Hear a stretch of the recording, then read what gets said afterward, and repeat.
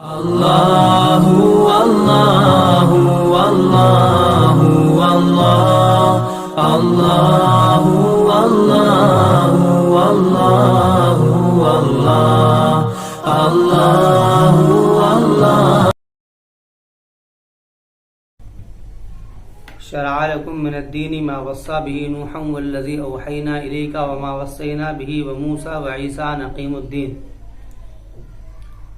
ولا تتفرقوا فيه كبر على المشركين ما تدعوهم إليه الله يجتبي إليه من يشاء ويهدي إليه من ينيب.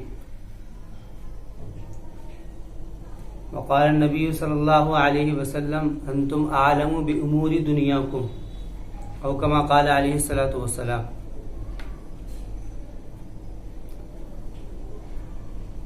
خواتین و حضرات، اسلام جو مذہب ہے، دین، یہ وہ مذہب اور قانون ضابطہ ہے کہ جو کہ انسانوں کی ہر دور میں جس نے نگرانی کی ہے، نگہبانی کی ہے اور ہدایت کے راستے ہموار کیے ہیں. ایک خیال جو عام طور سے لوگوں میں چلا ہوا ہے، وہ خیال یہ ہے کہ اسلام کی جو عمر ہے وہ صرف 1400 سال سے ہے.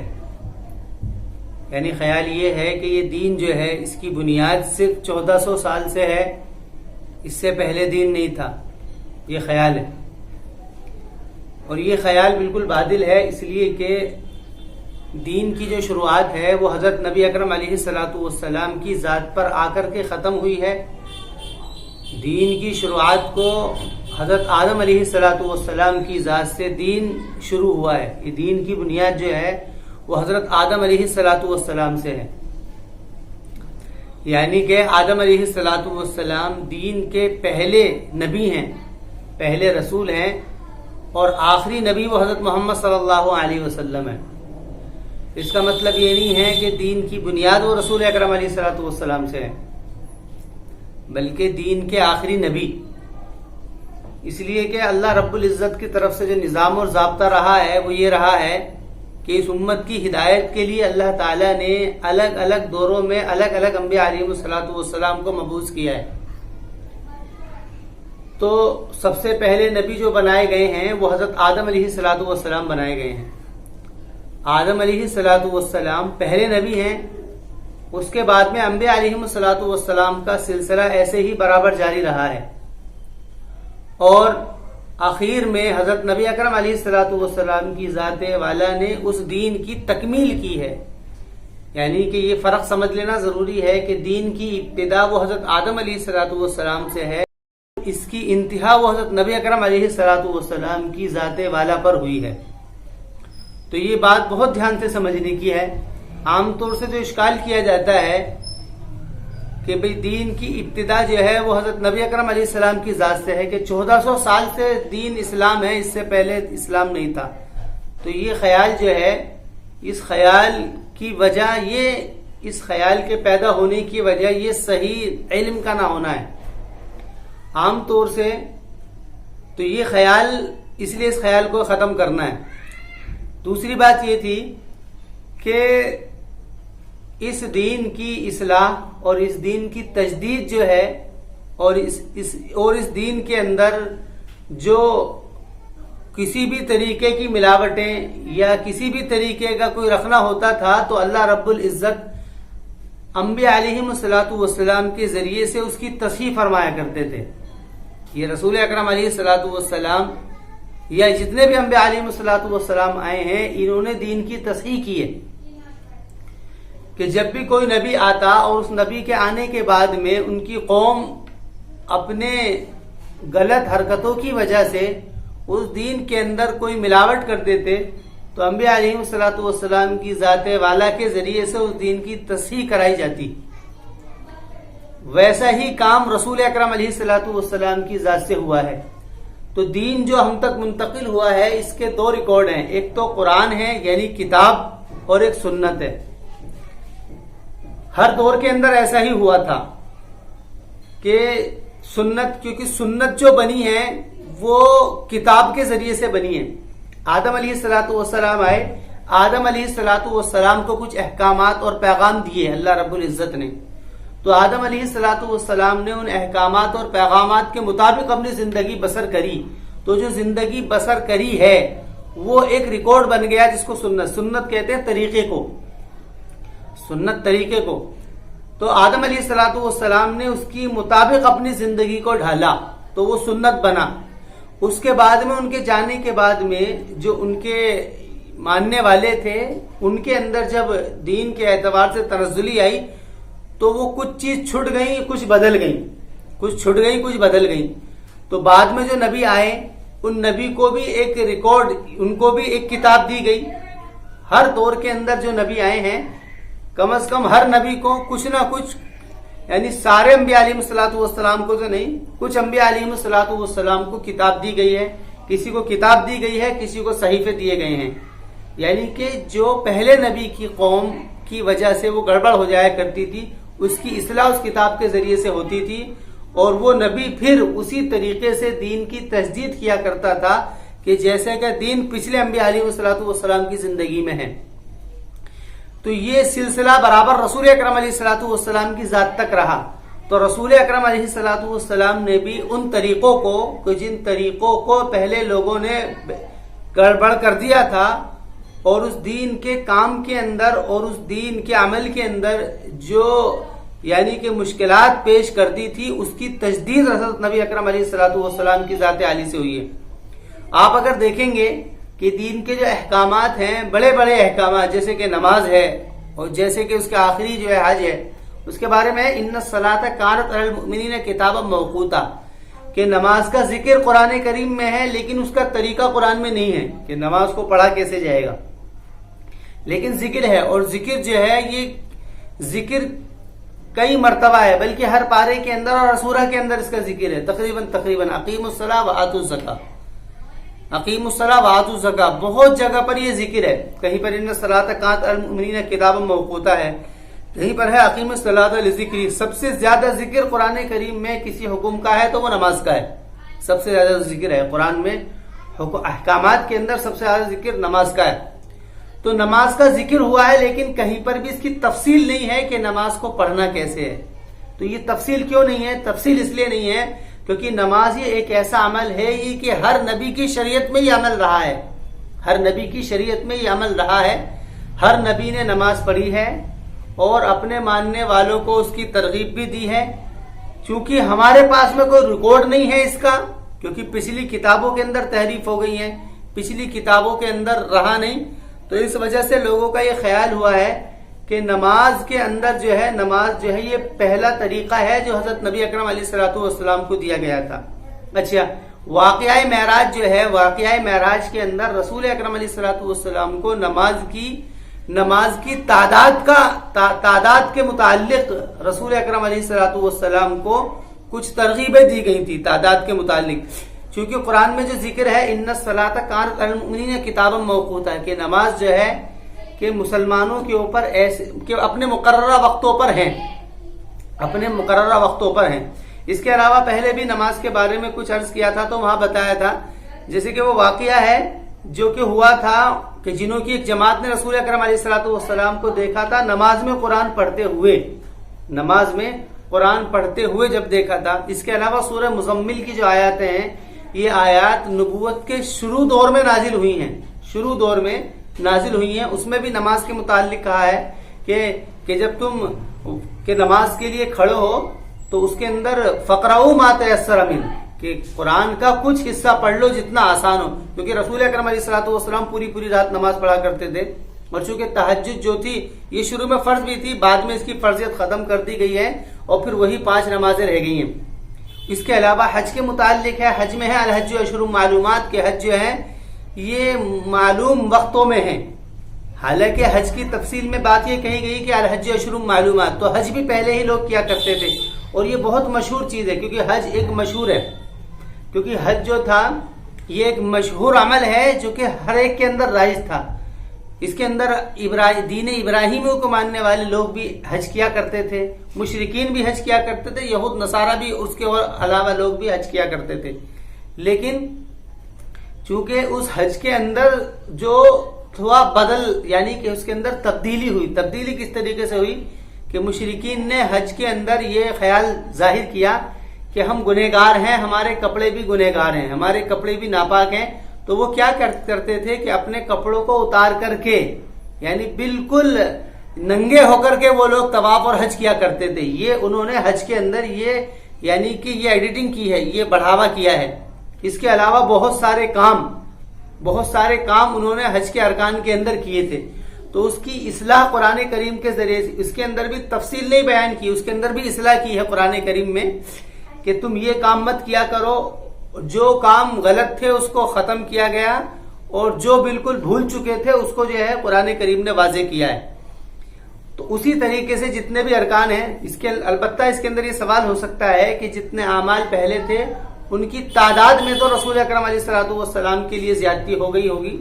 مثلا کہ روزہ پہلے بھی رکھا کرتے تھے, عاشورہ کا روزہ تھا تو آپ صلی اللہ علیہ وسلم کے لیے رمضان کا پورا مہینے کا روزہ مل گیا. اسی طریقے سے نماز کی تعداد میں بھی اشکال ہو سکتے ہیں, کچھ باتیں کہی جا سکتی ہیں کہ نماز کی جو ہے وہ تعداد نہیں تھی جو اس امت کے اندر ہے, یعنی کہ 5 نمازیں.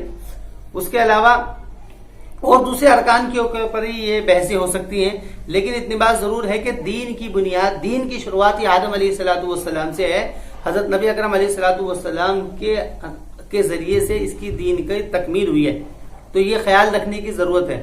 تو ہمارے تک جو اسلام دین جو منتقل ہوا ہے اس کے 2 ہی ذرائع ہیں, ایک ذریعہ قرآن ہے اور دوسرا ذریعہ سنت ہے. قرآن یعنی کہ وہ کتابی شکل ریکارڈ ٹیکسٹ جو ہمارے پاس لکھی ہوئی تحریر شکل میں ہے وہ ہے, اور اس کے علاوہ سنت یعنی سنت وہ تمام انبیاء علیہم الصلوۃ والسلام کا طریقہ جن کے مطابق کہ جس پیغام اللہ تعالیٰ کے پیغام کے مطابق جو انبیاء علیہم الصلوۃ والسلام نے اپنی زندگی کو گزارا ہے اور اس کے اوپر عمل کیا ہے, وہ جو ان کی زندگی کے جو معمولات تھے کہ وہ جو ہیں کہ وہ سنت ہیں.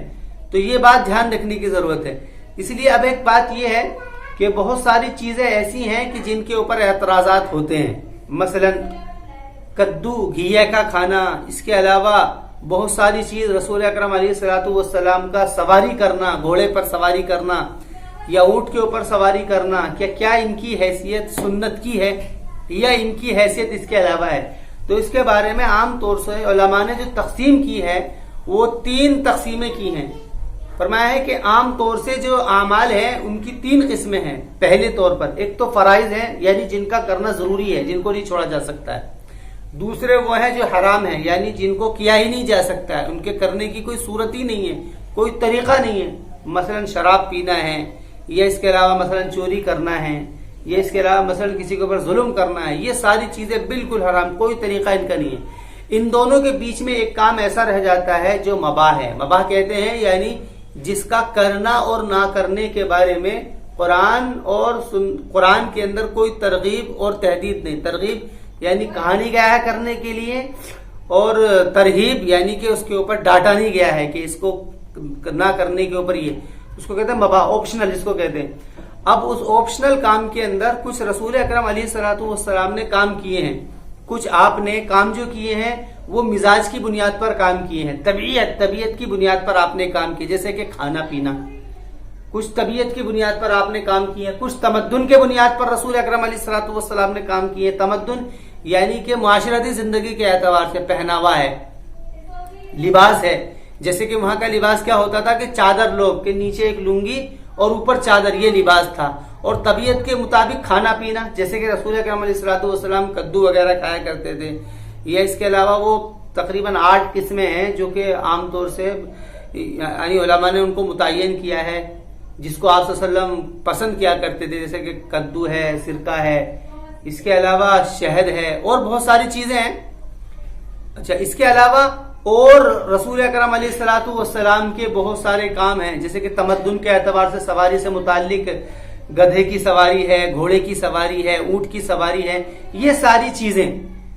تو یہ جو کام ہے, تو اب اس کے اندر ایک بات دیکھنے کی یہ ہے کہ ایک کام تو وہ ہے جن کو رسول اکرم علیہ الصلوۃ والسلام نے اس حیثیت سے کیا ہے کہ اس کی نوعیت دین کی ہے, یعنی کہ اس کی حیثیت اس کی حیثیت جو ہے دین کی ہے، اس کی نوعیت دین کی ہے کہ وہ دین ہے، تو اس کام کو اگر رسول اکرم علیہ الصلوۃ والسلام نے کیا ہے اور ترغیباً کیا ہے، ترغیباً یعنی آپ نے اس کی تاکید کی ہے اور کبھی نہیں چھوڑا ہے، اور اس کا ذکر جو ہے ریکارڈ قرآن میں بھی ہے، تو وہ کام تو پھر ضروری ہے، وہ کام تو ضروری ہے، وہ فرض کی حیثیت اختیار کر لیتا ہے۔ لیکن جو کام رسول اکرم علیہ الصلوۃ والسلام نے طبیعت کی بنیاد پر کیے ہیں یا تمدن کے بنیاد پر کیے ہیں، وہ کام بھی سنت ہیں، لیکن ان کی حیثیت ایسی نہیں ہوگی، ان کی حیثیت ایسی نہیں ہوگی کہ جو حیثیت فرائض کی ہے۔ اس کی تقسیم علماء نے ایسے کی ہے کہ ایک یعنی کہ سنت کی 3 قسمیں کی ہیں۔ ایک سنت مؤکدہ ہے، یعنی کہ سنت مؤکدہ وہ سنت ہیں کہ جن کو رسول اکرم علیہ الصلوۃ والسلام نے وہ دین کی حیثیت، یعنی جو کام کیا ہے اس کی نوعیت بھی دین کی ہے اور آپ نے اس کو کیا ہے اور آپ نے اس کی ترغیب بھی دی ہے، لیکن قرآن میں اس کے تعلق سے کوئی بات نہیں ہے، لیکن آپ نے اس کو کیا ہے اور اس کی نوعیت دین کی ہے۔ مثلا نمازیں پڑھنا، نماز دین ہے، کچھ تو نماز ہے وہ جو فرائض ہیں، کچھ وہ ہے جو آپ نے کی ہیں، مثلا اوابین کی نماز ہے، اشراق ہے، تہجد ہے، اس کے علاوہ اور بھی سننیں ہیں، اس کے علاوہ بہت سارے اور بھی ہر دین کی ہے، جیسے کہ رمضان کے اندر کچھ روزے وہ جو فرض ہیں اور کچھ نوافل ہیں، یعنی کہ رسول اکرم علیہ الصلوۃ والسلام ہر مہینے 3 دن کے روزے رکھا کرتے تھے، 13، 14، 15 ایام 20 جس کو کہا جاتا ہے، یہ بھی ایک دین ہے، لیکن یہ رسول اکرم اس کی نوعیت دین کی ہے، یہ آپ نے کیا ہے۔ اس کے علاوہ اور بھی یعنی کہ ایک خرچ کے اندر ایک عمل ہے، زکوٰۃ کا وہ فرض ہے، اس کے علاوہ آپ صدقات وغیرہ کیا کرتے تھے، تعاون کیا کرتے تھے، ایک وہ بھی ایک حیثیت دین کی ہے۔ تو یعنی جس عمل کی نوعیت دین کی ہوگی اور اس کو رسول اکرم علیہ الصلوۃ والسلام نے کیا ہوگا اور اس کے اوپر ترغیب بھی دی ہوگی تو وہ سنت مؤکدہ کہلاتا ہے۔ سنت مؤکدہ کا حکم علماء کے نزدیک یہ ہے کہ اس کام کو کیا جائے گا، اور اس کام کو اگر کوئی شخص چھوڑ دیتا ہے یا نہیں کرتا ہے تو اس کے چھوڑنے کی اور نہ کرنے کی وجہ سے وہ شخص گنہگار تو نہیں ہوگا، البتہ اگر وہ یہ کام جان بوجھ کر کرتا ہے اور اس کو ہلکا سمجھ کر کے، ہلکا سمجھنا تو ایک الگ چیز ہے، وہ تو ہلکا، اگر کسی بھی عمل کو رسول اکرم علیہ السلام کے ادنا سے عمل کو بھی ہلکا سمجھا جائے گا تو اس کی وجہ سے تو بہت عتاب کا وہ مستحق ہوگا، یعنی صرف ایسے ہی چھوڑ دیتا ہے لاپرواہی میں، تو اس کے لیے علماء نے کہا ہے کہ اس کو کیا ہے اس کے اوپر تلقین کی جائے گی، اور اس کو یعنی کہ اس کے اوپر تلقین کی جائے گی اور اس کو سمجھایا جائے گا، نہیں ماننا ہے تو کوئی اس کے اوپر ذمہ دار ہے، وہ ہلکا پھلکا اس سے کہا سنی بھی کرے گا، یعنی تلقین کی جائے گی۔ دوسری حیثیت جو ہے وہ سنت غیر مؤکدہ کی ہے، یعنی اس کے اندر بھی وہی پہلی شرطیں ہیں کہ جس کو آپ نے کام کیا ہو اور اس کی نوعیت دین کی ہو، لیکن اس کو آپ صلی اللہ علیہ وسلم نے کبھی کیا ہو، کبھی چھوڑ دیا ہو، ترغیب بھی دی ہو، کبھی نہیں بھی کیا، اس کی سنت غیر مؤکدہ، اس کا حکم علماء کے نزدیک یہ ہے کہ اس کے اوپر کوئی ترغیب، اس کے اوپر کوئی ملامت نہیں ہے، اس کے اوپر کوئی ملامت نہیں ہے کہ اگر وہ کرتے ہیں ٹھیک ہے، نہیں کرتے ہیں تو کوئی مسئلہ نہیں ہے، یہ بات ہے۔ تیسری قسم جو ہے جس کو سنت زائد کہتے ہیں، یہ بات سمجھنے کی ہے، سنت زائد یعنی یہ وہ قسم ہے کہ جس کی حیثیت دین کی نہ ہو، یعنی جس کی نوعیت دین کی نہ ہو، مثلا کھانے میں کسی قسم کا پسند کرنا، کھانے میں کوئی قسم پسند کرنا، کدو کا کھانا ہے، سرکے کا کھانا ہے، یا اس کے علاوہ اور بہت ساری چیزیں ہیں، سواری کے اندر گھوڑے کا استعمال کرنا ہے، گدھے کا استعمال کرنا ہے، اونٹنے کا استعمال کرنا ہے، تمدن پہناوے کے اندر لنگی کا استعمال کرنا ہے، یا اس کے علاوہ اور بہت ساری چیزوں کا استعمال کرنا ہے، تو یہ جو ہے اس کی نوعیت دین کی نہیں ہے، اس کا تعلق تمدن سے ہے، اس کا تعلق تہذیب و تمدن سے ہے یا طبیعت سے ہے، تو اس کی حیثیت جو ہے علماء کے نزدیک سنت زائد کی ہے، یعنی کہ یہ ایسا ہے کہ اگر اس کو کر لیا جائے تو اچھی بات ہے، کیونکہ اس کو اس حیثیت سے کیا جائے گا کہ اس کو رسول اکرم علیہ الصلوۃ والسلام نے کیا ہے، اور قابلاً بات یہ بھی سمجھنے کی ہے کہ رسول اکرم علیہ الصلوۃ والسلام کی حیثیت وہ حیثیت ہے کہ جو کہ تمام انبیاء علیہ الصلوۃ والسلام کی سردار کی حیثیت ہے، تو میرے اوپر ذمہ داری ہے کہ میں اس حیثیت سے کہ وہ آخری نبی میرے نبی ہیں، ان سے محبت کا اظہار میں اس انداز میں کروں کہ میں ان کے ہر ایک کام کو اپنا اوڑھنا بچھونا بناؤں، ان کے ہر ایک کام کو میں کروں اور ان کی ہر ایک محبوب چیز کے اوپر میں عمل ہوں، یہ اس حیثیت کو رکھتے ہیں، اور بلکہ ضروری ہے کرنا، بلکہ اس تعلق سے تو قرآن کے اندر میں یا ایھا الذین آمنوا اطیعوا اللہ واطیعوا الرسول کہ اللہ کی اور رسول کی اطاعت کرو. اور ایک جگہ پر ہے قل ان کنتم تحبون اللہ فاتبعونی کہ اگر تم اللہ سے محبت کرنا چاہتے ہو تو میری اتباع کرو. اتباع کرنے سے مراد یہ ہے یعنی جیسے میں عمل کر رہا ہوں ویسے عمل کرو. کیوں؟ کیونکہ اللہ تعالیٰ کی محبت ایک تو ہے اللہ تعالیٰ کی رضا، ایک ہے اللہ تعالیٰ کی رضا. تو اللہ تعالیٰ کی رضا کے لیے تو وہ فرائض کو کرنا ہوگا اور حرام سے بچنا ہوگا. ان کو کرنا ہے، ان کو چھوڑنا ہے. کرنے کے کام کرنے ہیں، چھوڑنے کے کام چھوڑنے. ایک ہے اللہ تعالیٰ کی محبت، کیونکہ محبت جو ہوتا ہے سیکنڈری لیول ہوتا ہے، آگے کا ایک قدم ہوتا ہے کہ محبت. تو محبت اگر چاہتے ہو اور اللہ تعالیٰ کو اور اپنے آپ کو اللہ کا محبوب بنانا چاہتے ہو تو میرے ہر ایک طریقے کے اندر تم کو اتباع کرنی ہوگی. اور یہ کام حضرات صحابہ نے کیا ہے کہ حضرات صحابہ نے ہر ایک عمل کو کیا ہے. تو یہ حیثیت تو کرنی ہوگی.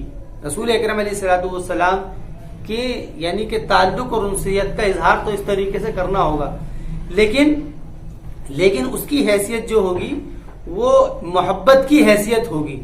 یعنی اس کی حیثیت جو ہوگی محبت کی حیثیت ہوگی. یعنی وہ چیز دین نہیں ہوگی. یعنی ایسا نہیں ہوگا کہ کدو کا کھانا یا سرکے کا پینا یا گدھے یا گھوڑے کے اوپر اونٹ کے اوپر سواری کرنا یا رسول اکرم علیہ الصلوۃ والسلام اس زمانے میں جو بھی لباس وغیرہ ہوتے تھے یعنی کہ چادر کا اوڑھنا اور لنگی کا باندھنا کہ یہی چیز دین ہے، یہی کرنا ہے، اس کے علاوہ دوسرا نہیں کرنا ہے. یعنی اس زمانے میں اب جیسے کہ کرتا پاجامہ پہنتے ہیں یا اس کے علاوہ اور دوسرے لباس بھی ہیں تو نہیں کہ لنگی ہی پہننی ہے اور چادر ہی اوپر ڈالنی ہے.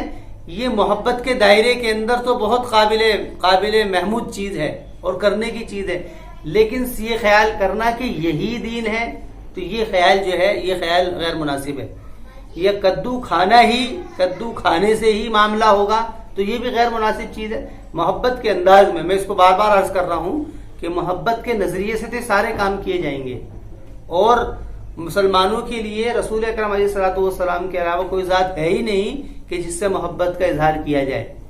تو یہ ایک یعنی کہ یہ خیال ہے جو عام طور سے لوگوں کے اندر چلا ہوا ہے، تو اس کو سمجھنے کی ضرورت ہے. تو سنت مؤکدہ اور سنت غیر مؤکدہ کے اندر وہی دو عمل ہے کہ جس کو آپ نے کیا ہو اور اس کی نوعیت دین کی ہو، اور سنت زائد وہ ہے جس کی نوعیت دین کی نہ ہو لیکن جس کو آپ نے کیا ہو.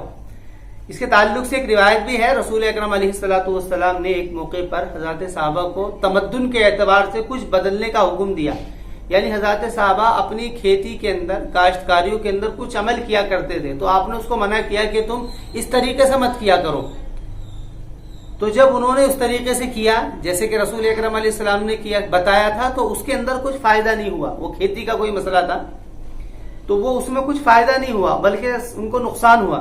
تو اس کی شکایت پھر انہوں نے کی، یا رسول اللہ آپ کے کہنے کی وجہ سے ہم نے یہ عمل کیا ہے لیکن ہمیں اس کے اندر نقصان ہوا ہے. تو آپ صلی اللہ علیہ وسلم نے یہ بات فرمائی انتم عالم بامور دنیاکم کہ تم اپنے دنیاوی کام کو جو تمدن سے تہذیب سے معاشرے سے اس سے متعلق ہے یہ تم بہتر جانتے ہو کہ میں تو تم تک دین پہنچانے والا ہوں.